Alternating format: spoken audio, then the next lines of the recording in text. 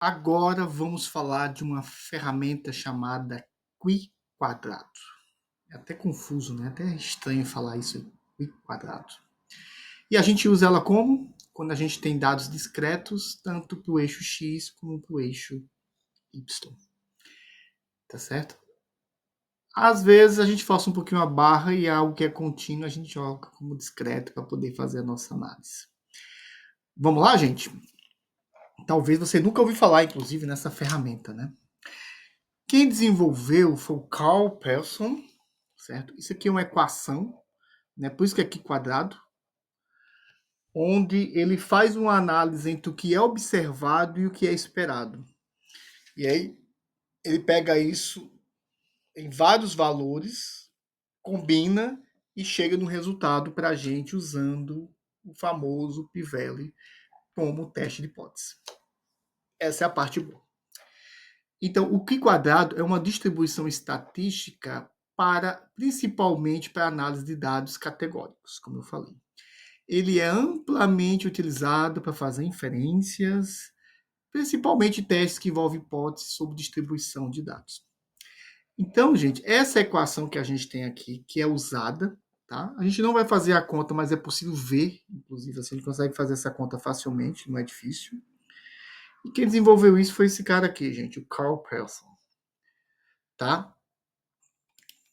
Nós geralmente usamos o Q quadrado em três exemplos, três situações diferentes, tá?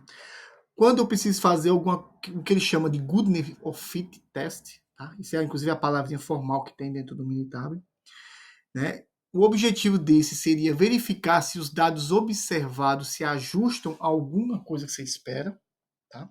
Então você compara o esperado com o observado.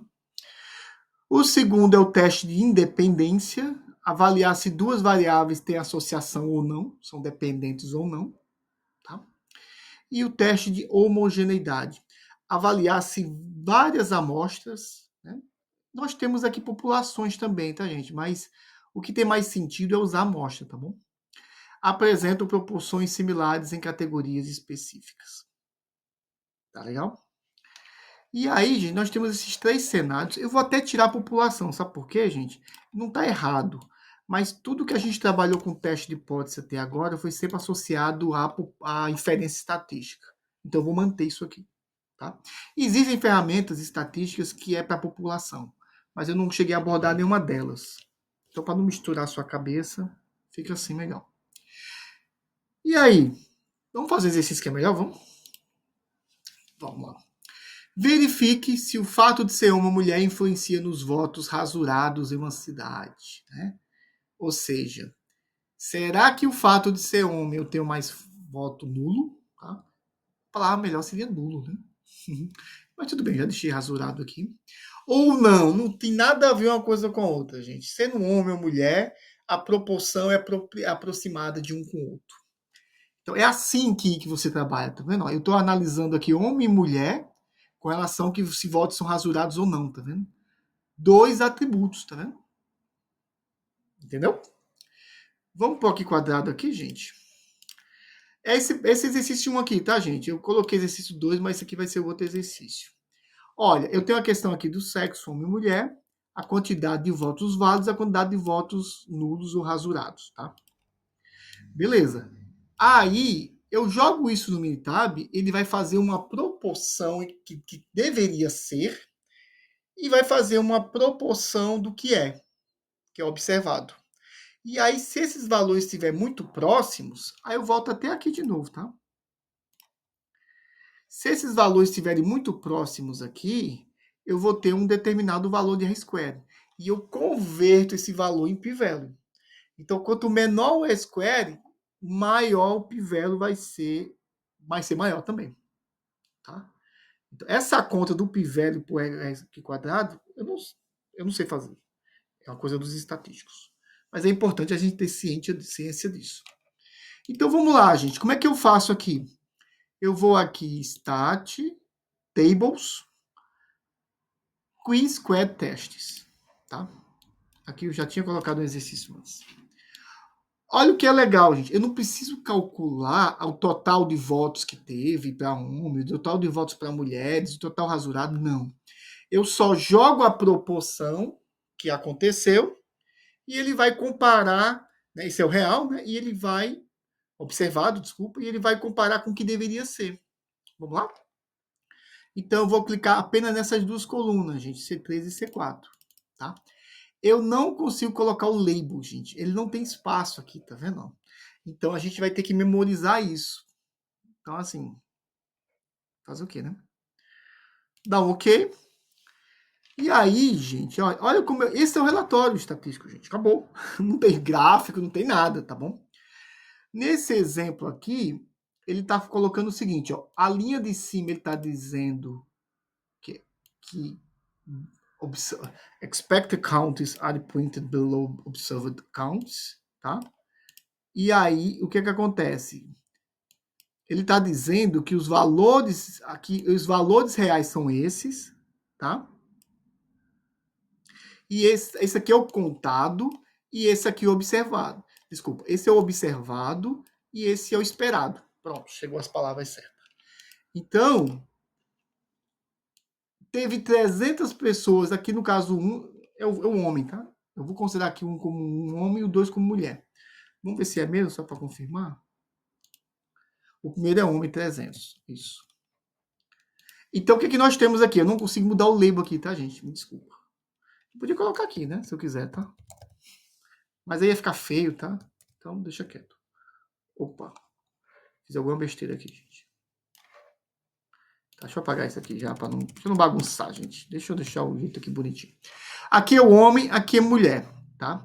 Então, o que acontece? O homem, ele foi observado que ele votou 300 vezes com voto válido, mas de acordo com essa proporção que nós temos aqui, era para ter sido 289. Então, está um pouco próximo, tá? Já com relação ao voto rasurado, era o quê? Na realidade, 5 homens votaram nulo. Só que o que se esperava, diante dessa proporção que a gente tem de homem e mulher, ele faz a conta de tudo, tá, gente? Ele soma todos os homens, todas as mulheres e todos os votos. Daí ele vai calculando a proporção esperada. Então, o esperado seria que o homem tivesse 15 votos. E, na verdade, só teve 5. Aqui já é uma diferença significativa, tá? Isso aqui, gente, é o valor do R-squared, o x ao quadrado. E aí, o que vai acontecer? Ele faz uma conta maluca dele lá, tá? Mas o que ele faz? Ele vai somar o Q quadrado de um modelo, mais o Q quadrado do outro modelo, mais o Q quadrado do outro modelo e mais o outro. Esse somatório de Q quadrado chega o quê? Gera esse valor aqui, 16.371. Que ele converte isso em pivelo. Então, de novo, gente, vamos só concluir aqui. O observado foram 300 homens fizeram o voto válido, sendo que o esperado, de acordo com a proporção geral, é 289. No caso aqui, o homem teve apenas 5 votos rasurados e era para ser 16. Quando eu vou aqui embaixo, no das mulheres, teve 250 votos validados e era para ser 260. E 25 votos rasurados era para ser 18, era para ser 14. Então, observado, esperado. Com isso, ele gerou esse Q-square aqui, 16 ponto alguma coisa, que ele converte em pivelo. E o que acontece, gente? Eu acho que eu falei errado. Quanto maior o Q-velo, menor o pivelo, tá? Quanto maior o Q-square, menor o pivelo. E o pivelo deu muito baixo. Sabe por quê? Qual é o teste de hipótese do Q-square, gente? Vamos pensar junto aqui. Deixa eu lembrar aqui qual é o teste de hipótese. O teste de hipótese é o seguinte. Se eu estou sendo conservador, eu vou dizer, cara, independente se é homem ou mulher, vai dar tudo mesmo. Vai ser tudo proporcional. Esse é o teste de hipótese. Só que eu estou rejeitando. O que quer dizer, então? Que o sexo influencia na decisão se rasura ou não.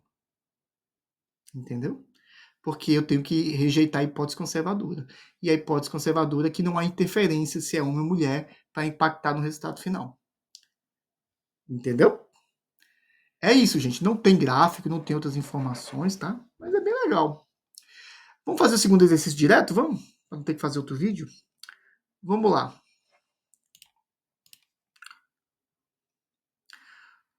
O exemplo 2, gente, verifique se existe preferência de compra de um produto em uma das 3 cidades pesquisadas.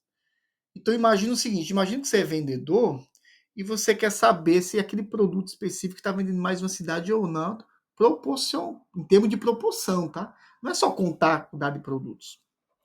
Então, se a gente for aqui, é essa parte aqui, ó.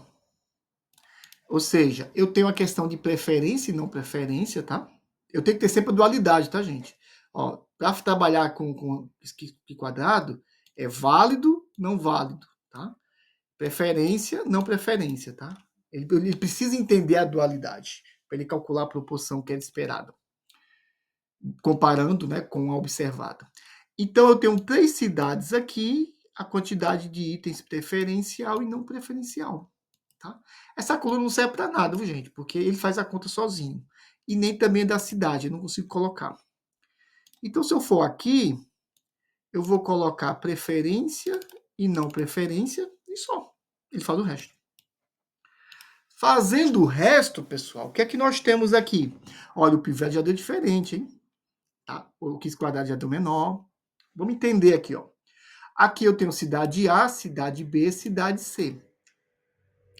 A cidade A foi observado 40 itens de preferência, mas pelo equilíbrio dos dados era para ser 45, pela média ponderada de todos os dados.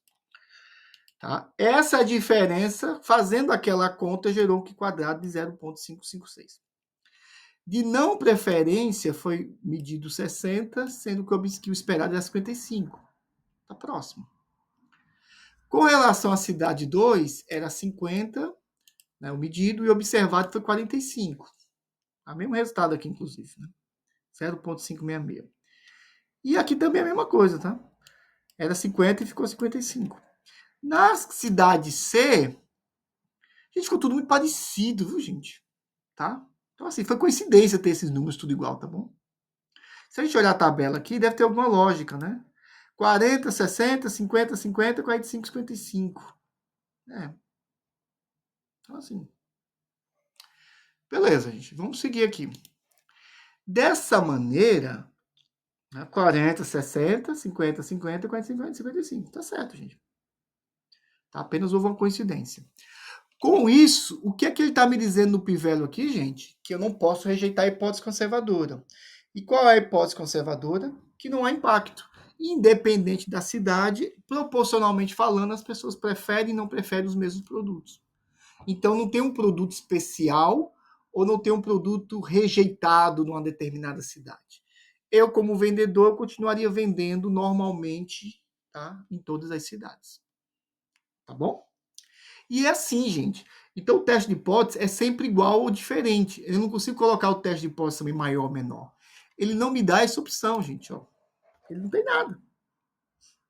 Já os outros têm a opção de você colocar maior ou menor, tá? Inclusive, é uma informação que eu não tinha colocado antes. Tá? Com relação aos testes de hipótese, né? Tá ok, pessoal? É isso. Né? É muito simples, tá bom? O desafio aqui, gente, é você colocar sempre nessa formatação, tá? É isso que funciona. Se você colocar diferente em colunas, aí eu não lembro mais agora, mas vai ser difícil para você fazer essa análise. Faça desse jeito que tá bom demais. Tá bom? Em forma de tabela. Inclusive, se você ver aqui, tables, ele tá pedindo uma tabela. Tá bom, pessoal? É isso aí. Muito obrigado e até o próximo vídeo.